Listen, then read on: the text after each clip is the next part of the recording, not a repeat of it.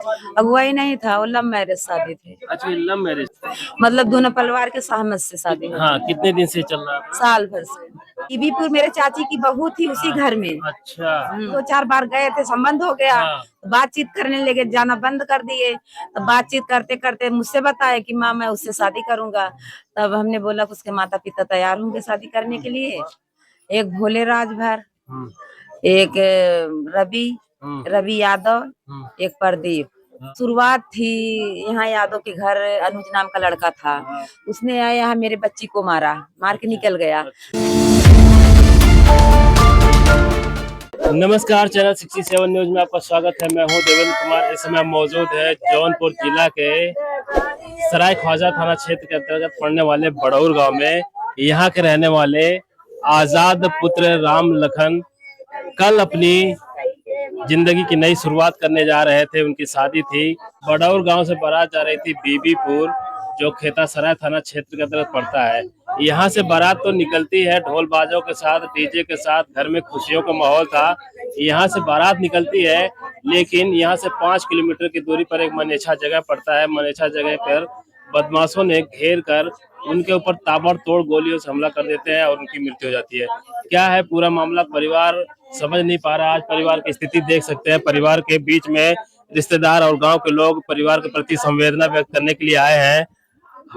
आजाद एक युवा था और अपने ख्यालों में जी रहा था। उसकी नई जिंदगी नए सफर पर निकला था। घर पर काफी खुशियों का माहौल था। रिश्तेदार लोग आए थे, ढोल बाजों के साथ ये लोग विदा किए कि जाइए बारात लेकर। लेकिन क्या पता था कि जब वो 5 किलोमीटर की दूरी पर जाएंगे तो इतना बड़ा हादसा हो जाएगा और परिवार के ऊपर दुखों का पहाड़ टूट जाएगा। क्या वजह है, क्या कारण है, कौन अपराधी है, सब बातों का खुलासा करेंगे। इस समय हम मौजूद है आजाद के घर पर। ये आजाद की माँ है, इनसे जानने का प्रयास करते हैं।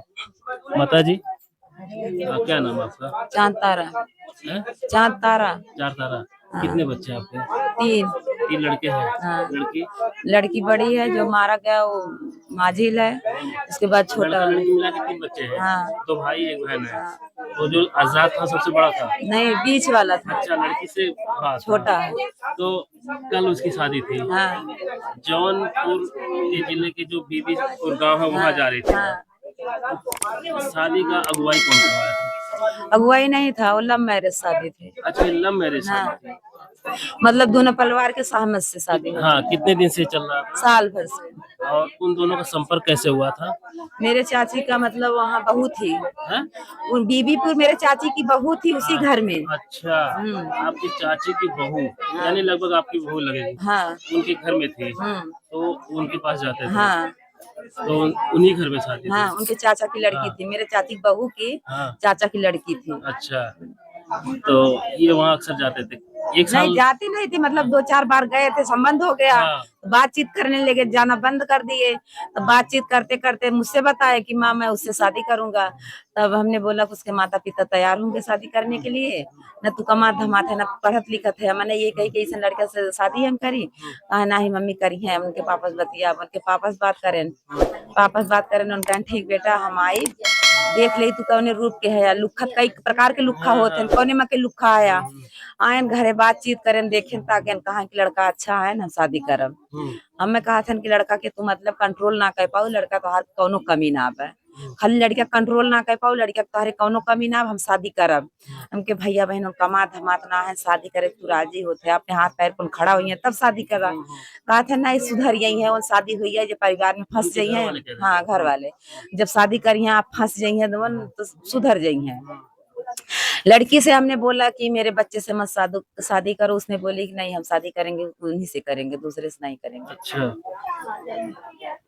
तो फिर वो लोग आपको मनाए और आप लोग भी मान गए। हाँ। शादी दोनों पारिवारिक रजामंदी से होने लगी। हाँ। तो दिनों रखा गया। हाँ।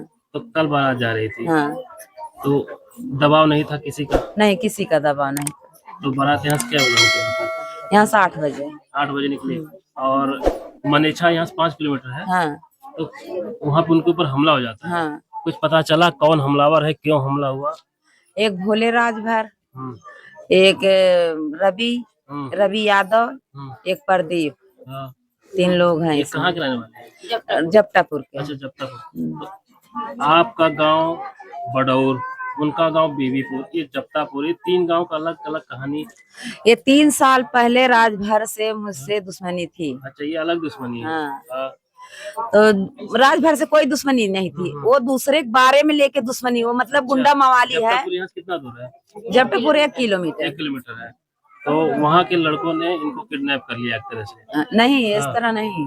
पहले शुरुआत थी, यहाँ यादव के घर अनुज नाम का लड़का था, उसने आया यहाँ मेरे बच्ची को मार के निकल गया। अच्छा। तब मेरा बच्चा पता किया किसने मारा, तब पता चला। कल वो आया मेरे गांव में कोयरबाल ने, तो उसने मेरे बच्चे से बात किया कि यहाँ गांव में हमने लड़कियां छेड़ते हैं, कौन ऐसा योद्धा है कि जो हम लोगों को बोल सके। अच्छा। तब मेरा बच्चा उसको मार दिया। हाँ, कहा मेरे बहन के साथ ऐसा किया और मुझसे फिर ऐसा बोल रहा है। उसने मेरा बच्चा किसी का गलत बात वो बर्दाश्त नहीं करता था। गलत बात है। उसने मार दिया। तब उसने जाके राजभर भोले से बोला कि आजाद जो है इस तरह मुझको मारा।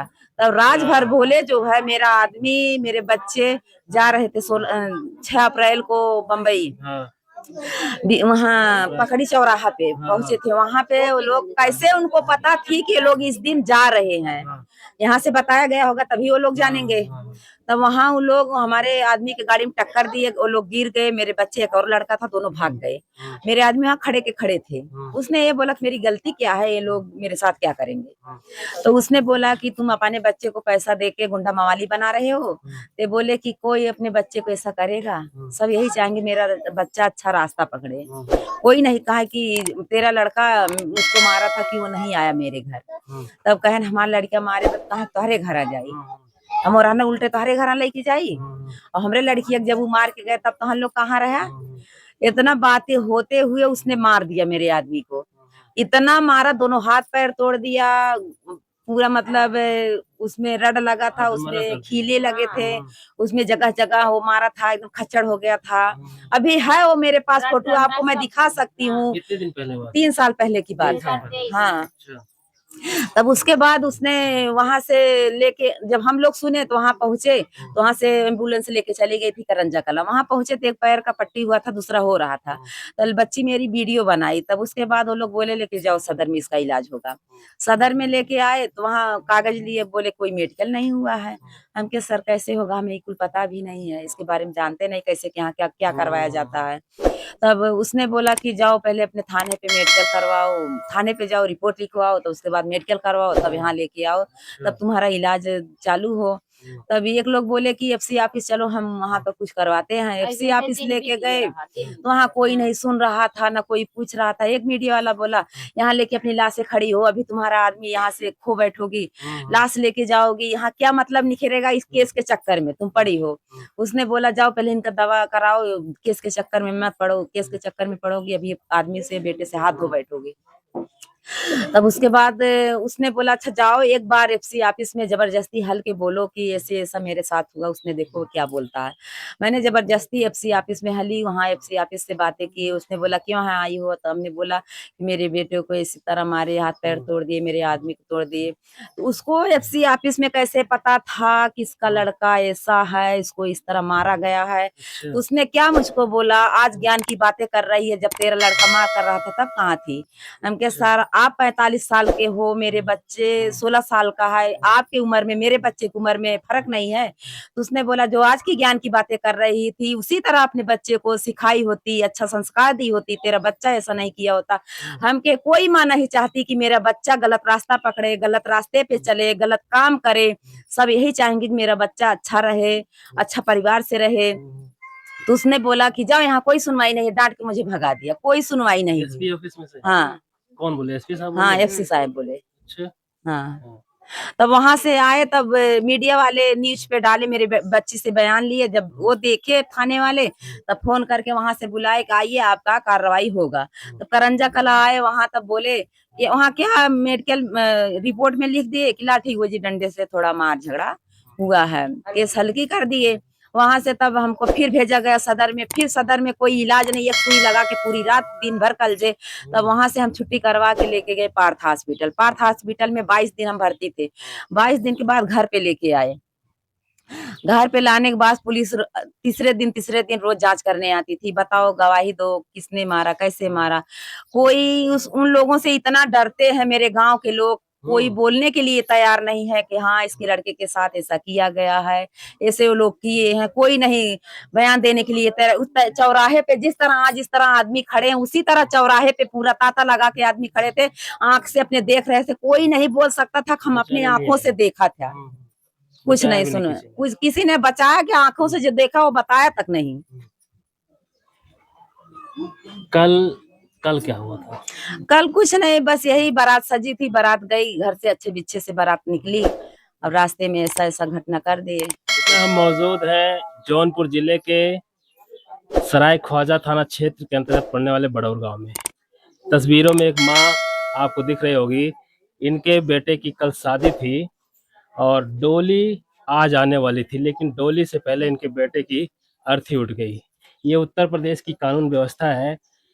उत्तर प्रदेश के मुख्यमंत्री कहते हैं कि उत्तर प्रदेश से जितने हैं अपराधी भाग चुके हैं, लेकिन ये जो नए नए अपराधी पैदा हो रहे हैं, इनके अंदर क्या सरकार का और सरकार के कानून व्यवस्था का डर नहीं है?